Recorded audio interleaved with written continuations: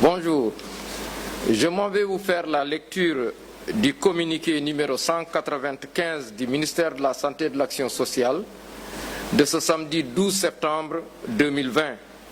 Le ministère de la Santé et de l'Action sociale a reçu les résultats des examens virologiques ci-après. Sur 1093 tests réalisés, 44 sont revenus positifs, soit un taux de positivité de 4,03%. Les cas positifs se répartissent comme suit. 26 cas contacts suivis par nos services, un cas importé enregistré au niveau de l'aéroport international Blaise Diagne de Diass et 17 cas issus de la transmission communautaire répartis entre les zones que je m'en vais vous citer. Colobane 2, Colobane 1, Guédiawaye 2, Dakar Plateau 1, Diamalaye 2, 1, Fass 1, Gueule Tapée 1, Kaffrine 1, Liberté 3 1, Liberté 6 Extension 1, Mbao 1, Ouakam 1, Ouest Foire 1, Sacré-Cœur 3 1, Thiès 1, Tivaouane 1 et Ziguinchor 1. 23 patients hospitalisés ont été contrôlés négatifs et déclarés guéris.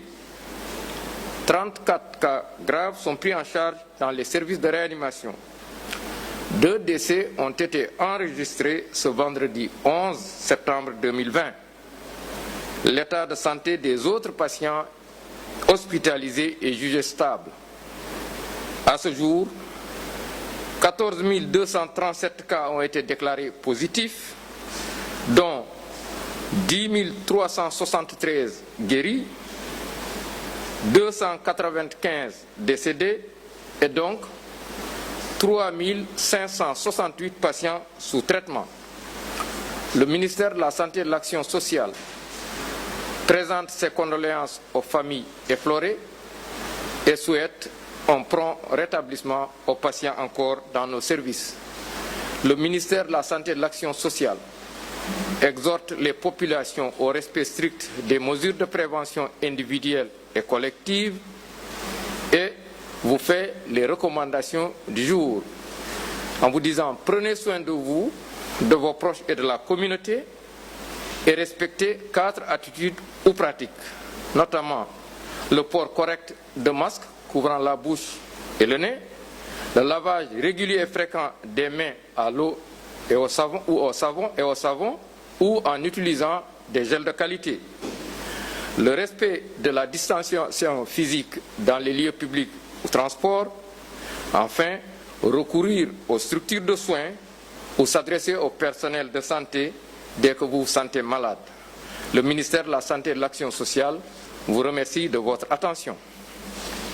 Assalamu alaikum mbokk yi ma jottali leen communiqué bi bàyyeekoo ci ministère de la Santé et de l'Action sociale tey bésu gaaw fukki fan ak ñaar ci weeru septembre bi ñu nekk. Ministère de la Santé et de l'Action sociale jot na résultat examen virologique yi may waaj a lim ci junni ak juróom-ñeent fukk ak ñett test yi ñu def ñeent fukk ak ñeent ñoo ci positif. ci positif yooyu am nañ ci ñaar fukk ak juróom-benn cas contact mooy ñi jot ci doomu jàngoro ji parce que dañoo jaxase woon ak ñi feebar. am nañ ci cas importé benn la mu ngi duggee aéroport international Blaise Diagne bu Diass. am nañ ci fukk ak juróom-ñaar yu ñu tuddee cas communautaire mooy ñi nga xam ne jot nañ ci doomu jàngoro ji waaye xamuñu ku leen ko wala fi ñu ko jëlee.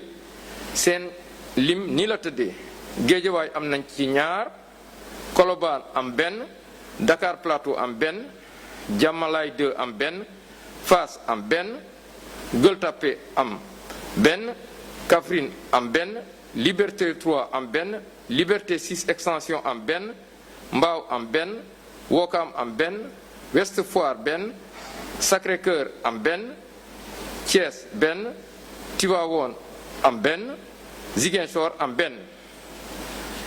ñaar fukk ak ñett si malade yi ñu entré woon hôpital wér nañu bés ni ki tey dinañu génn bu ci yàlla àndee.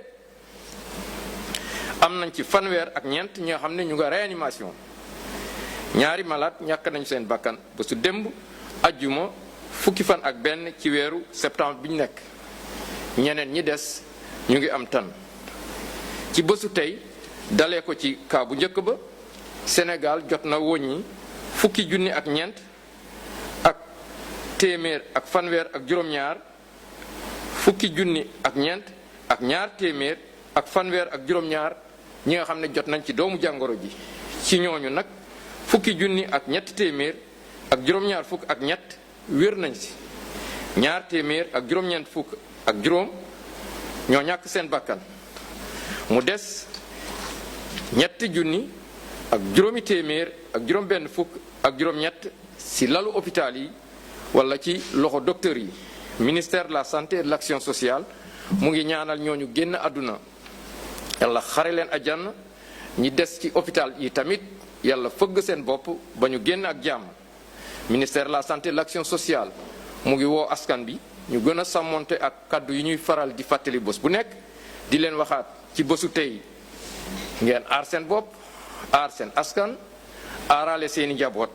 ngeen bàyyi xel ci ñeent mbir di sol seen masque ni mu waree masque dafa war a muur gémmiñ ak bakkan di raxas seeni loxo saa yu ngeen ko mun ngeen jëfandikoo ndox ak saabu gel tamit gel yu baax yi su ngeen leen amee mun ngeen leen jëfandikoo.